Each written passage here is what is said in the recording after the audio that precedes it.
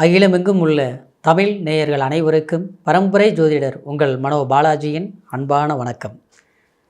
துலாம் ராசியில் பிறந்த அன்பர்களுக்கு சூரியன் செவ்வாய் இந்த மாபெரும் இரு கிரகங்கள் இணைவு உங்களுடைய ராசிக்கு எப்பேற்பட்ட ஒரு அற்புதமான ராஜயோக பலன்கள் உங்களுக்கு ஏற்படுத்த போகுது அப்படிங்கிறத பற்றி தாங்க இந்த பதிவில் இப்போ நம்ம தெளிவாக சிறப்பாக பார்க்க போகிறோம்ங்க. ஃபஸ்ட் டைம் பார்க்குறவங்களா இருந்தீங்கன்னா சப்ஸ்கிரைப் பண்ணி பெல் பட்டன் அழுத்தி ஆல் ஆப்ஷன் கொடுங்க. துலாம் ராசி அப்படின்னா துலாம் சுக்கிரனுடைய ஆதிக்கத்தில் பிறந்தவங்க. காரணம், துலாம் ராசியில் பிறந்தவங்க எப்பேற்பட்டவங்களாக இருந்தாலும் சரிங்க, அவங்களுக்குன்னு ஒரு புகழ், அவங்களுக்குன்னு ஒரு மதிப்பு, அவங்களுக்குன்னு ஒரு மரியாதை எந்த இடத்துல இருந்தாலும் கண்டிப்பாக உங்களுக்கு இருக்கும். காரணம் என்னென்னா, நேர்மையாக இருப்பீங்க, ஒழுக்கமாக இருப்பீங்க, மற்றவங்க நம்மளை பார்த்து ரசிக்கிற அளவுக்கு இருப்பீங்க. இது உண்மைங்க, சரிங்களா? ஒரு ட்ரெஸ் வாங்கினா கூட நீங்கள் அது காஸ்ட்லி லோங்கிறதெல்லாம் கணக்கு இல்லை, ஆனால் பார்க்குறதுக்கு நல்ல நாகரிகமாக டீசெண்டாக இருக்கணும் அப்படின்னு நினச்சி வாங்குவீங்க. ஒரு பொருள் வாங்கினீங்கன்னா, ஒரு கடைக்கு போகிறீங்கன்னு வச்சிங்களேன், ஏதோ ஒன்று நினச்சி வாங்கிட்டு வர மாட்டீங்க. உங்களுக்கு பிடிச்சிருந்தால் மட்டும்தான் வாங்குவீங்க, அடுத்தவங்க சொன்னால் வாங்க மாட்டீங்க.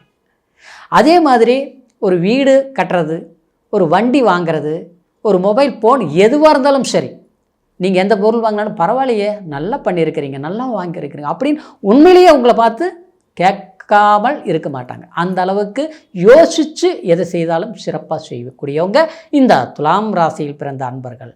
ஆனாலும் தன்னுடைய வாழ்க்கையில் மற்றவங்கள் ரசிக்கிற மாதிரி தான் இருந்தாலும், ஆனால் தன்னுடைய வாழ்க்கையில் அதாவது ஒரு நிம்மதி இல்லாத வாழ்க்கை, அடுத்தவங்களுக்கு முன்னால் நாம் ஒரு வெளிப்படைத்தன்மை இல்லாமல் மன வருத்தத்தோடு வாழக்கூடிய ஒரு நிலையில் இருக்கக்கூடியவங்க தான் தற்சமயம் இந்த துலாம் ராசினியர்கள்.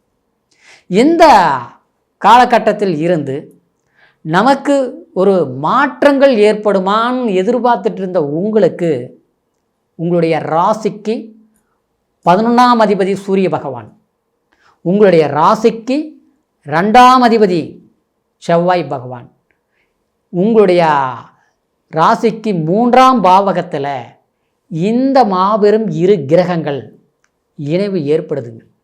சூரியனுங்கிறது ஆத்மகாரகன், அரசாங்க பவர் கொடுக்கறதுன்னு இந்த சூரிய பகவான் தான். நம்ம எந்த இடத்துல இருந்தாலும் அந்த இடத்த ஜொலிக்கக்கூடிய தன்மையை கொடுக்கக்கூடியவரும் இந்த சூரிய பகவான் தான். செவ்வாய் ஆக்ரோஷம், ஒரு வீரியம். ஏன்னா வீரியம் இல்லைன்னா எதையுமே சாதிக்க முடியாதுங்க, புரியுங்களா? ஒரு கோபம் மனசில் ஏற்பட்டால் தான், வெளியில் காட்டிக்கூடாது, அது வேறு விஷயம். ஆனால் ஒரு தன்மை ஏற்பட்டால் தான் ஒரு விஷயத்தை நம்ம அடையணும் நினச்சி அதை ஒரு போர்ஸ் கொடுத்தா தான் அந்த காரியத்தை நம்ம சக்ஸஸ் பண்ண முடியும். அந்த வேகத்தை கொடுக்கக்கூடியதே இந்த நவ கிரகங்களில் இந்த செவ்வாய் பகவான் தாங்க. அப்பேற்பட்ட இரு கிரகங்கள் முயற்சி ஸ்தானத்தில் 3ஆம் இடத்தில் இணைய போகிறாரு குருவோட வீட்டில். அந்த குரு பகவான் உங்களுடைய ராசிக்கு பாக்கியஸ்தானத்தில் 9ஆம் பாவகத்தில் இருந்து 7ஆம் பார்வையாக 3ஆம் இடத்தை இந்த இரு கிரகங்களை பார்க்குது. அப்போ இந்த 3 கிரகங்களோட இணைவு ஏற்படுதுங்களா? இந்த 3 கிரகங்கள் தர்ம திரிகோணாதிபதிகள், சாதாரணம் கிடையாது. அப்படின்னா இவங்க தான் இந்த நவ கிரகங்களையே முழுமையான ஒரு ஆளுமைத்தன்மை. ஏன்னா ஆத்மகாரகன், வீரியக்காரகன், ஒரு புகழ், செல்வாக்கு, ஒரு சுய மரியாதை, கல்வி, புத்திரபாகியம் எல்லாத்தையும் கொடுக்கக்கூடிய குரு பகவான். அப்போது இந்த இணைவு டிசம்பர் மாதம் 16ஆம் தேதி ஏற்பட போகுதுங்க. இந்த காலகட்டத்திலிருந்து பார்த்துட்டோம்னா, ஏற்கனவே நான் முதல்ல சொன்னேன் இல்லைங்களா, அதாவது நம்ம எவ்வளோதான் விட்டு கொடுத்து மற்றவங்களுக்கு நல்லது செய்து நம்ம கோபத்தை எல்லாம் அடக்கி நம்மளுடைய பணத்தையும் போனால் போகட்டும்னு விட்டு கொடுத்து, ஆனால் எந்த அளவுக்கு அன்புக்காக வாழ்ந்தோமோ, ஆனால் அந்த இடத்துல உங்களுக்கு பிரச்சனை கொடுத்துருச்சு சமீப காலமாக. இந்த பிரச்சனையில் இருந்து எப்படி மீண்டு வர்றதுன்னு தெரியல, நாட்கள் போகுது. அதாவது ஒன்று வெளிப்படுத்தவும் முடியல, வெளியே ஓப்பனாக சொல்லவும் முடியல, மனசில் போட்டு அப்படியே மாற்றிக்கவும் முடியலை. சொன்னால் வேறு பிரச்சனை, சொல்லாமல் இருந்தால் மனக்கவலை.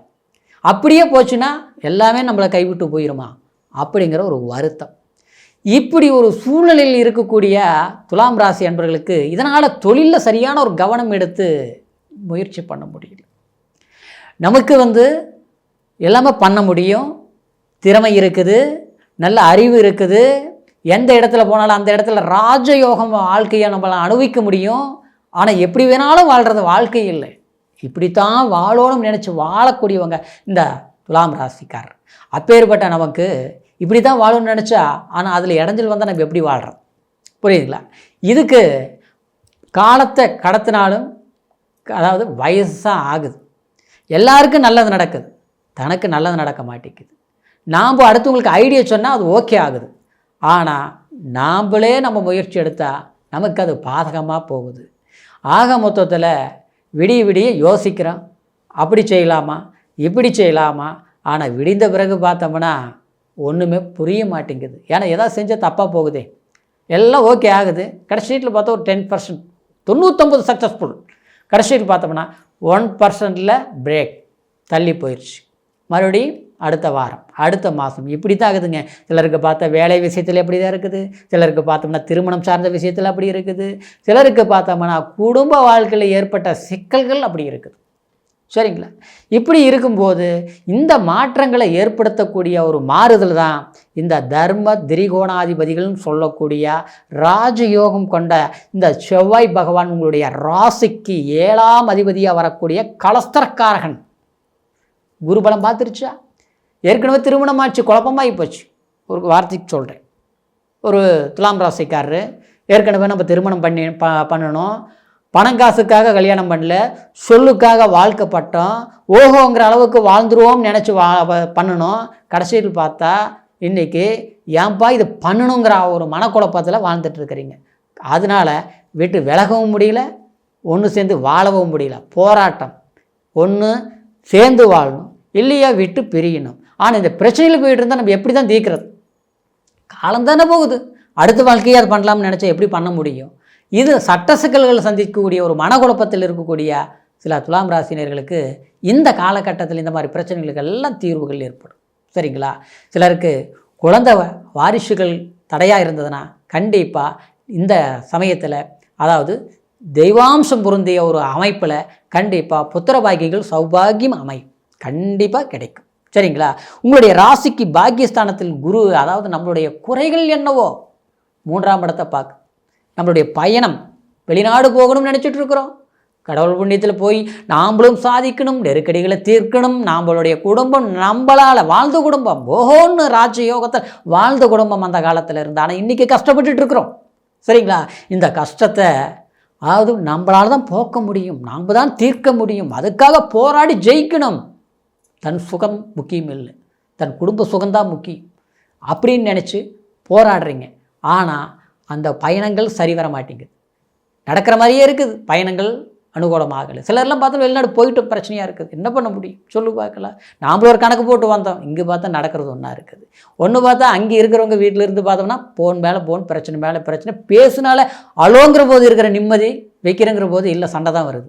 இப்படிலாம் சிலர் துலாம் ராசி நேயர்கள் வாழ்க்கையில் சில கடினமான மன உளைச்சலை சந்திச்சிட்ருக்கிறீங்க. கண்டிப்பாக எல்லாம் மறந்துடுங்க, நல்ல நேரம் வந்தாச்சு. எப்போ? டிசம்பர் 16ஆம் தேதி அற்புதமான ராஜயோகம். ஏன்னா குருவும் சூரியனும் செவ்வாயும் இந்த 3 கிரகங்களுடைய இணைவு, அது சூரிய மங்கள யோகம், 3ஆம் இடம் முயற்சி ஸ்தானத்தில் சக்ஸஸ். சரிங்களா? இருந்தாலும் உங்களுடைய பிறப்பு ஜனன ஜாதகத்தை ஒரு முறை பார்த்துக்குங்க. இந்த கிரகங்கள் நம்மளுடைய ஜாதகத்தில் எந்த மாதிரி பலம் பெற்று இருக்குது, புரியுதுங்களா? அதே மாதிரி கஷ்டப்பட்டுட்டு இருக்கிறவங்களுக்கு ஒரு சக்ஸஸ்ஃபுல் இருக்கும். அந்த காலகட்டம் என்னங்கிறது நமக்கு ஜாதகம் பார்த்தா தான் தெரியும். ஏன்னா காரணம் என்னென்னா, நாம் ஒன்று நமக்கு சில யோகங்கள் இருக்கும். நம்மளுடைய நிறம், உண்மைங்க, ஒவ்வொருத்தருக்கும் ஒவ்வொரு நிறம் செட் ஆகும், ஒவ்வொருத்தருக்கும் ஒவ்வொரு நம்பர் செட் ஆகும். சிலர் ஒரு வண்டி வாங்கணும் பார்த்தோம்னா எந்த வண்டி எடுத்தாலும் ரிப்பேர் ஆகுது, அவங்ககிட்ட இருந்தால் நல்லா இருக்குது, நம்மகிட்ட வந்து ஃபால்ட்டு வருது, நம்ம விற்றுட்டோம்னா அந்த வண்டி நல்லா இருக்குது. இப்படிலாம் நடந்துகிட்டு இருக்கோம். அதே மாதிரி வீடு தான், இந்த வீடு சரியில்லைன்னா அந்த வீட்டுக்கு போவோம், அந்த வீட்டில் பார்த்து இதை விட பிரச்சனையாக இருக்கும். போகும்போது நல்லா இருக்குது, போன பிறகு ஏன்ப்பா இங்கே வந்தோம்னு நினைக்குது. இப்படிலாம் இருக்கும். அதெல்லாம் நம்மளுக்கு சில யோகங்கள் இருக்குது நம்மளுடைய ஜாதகத்தில்.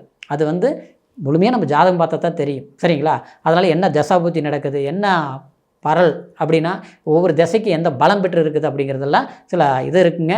இது ராசி வச்சு சொல்லி இருக்கிறோம், இருந்தால் லக்னம் எல்லாம் பார்க்கணும். சரிங்களா? அதனால் உங்களுடைய ஜாதகம் பார்க்காமல் இருந்து ஒரு முறை பார்த்துங்க. இல்லை நம்ம கிட்டக்கு இது பார்க்கணும் நீங்கள் விரும்பினாலும் கீழே இருக்கிற நம்பருக்கு ஃபோன் பண்ணி date of birth, time, place முனையும் தெரியப்படுத்தி உங்களுடைய பலன்களை பொறுமையான நேரத்தில் அருமையாக ஆன்லைனில் கூட கேட்டு தெரிஞ்சுக்கிட்டு இனி வரக்கூடிய காலத்தை சரியாக கெஸ் பண்ணுங்க. சரிங்களா? துலாம் ராசி சிறப்பான யோகத்தில் செயல்படுத்துவீங்கிற ஒரு வாழ்த்துக்களோட அடுத்த பதிவில் சந்திக்கிற வரைக்கும் நன்றி, வணக்கம்.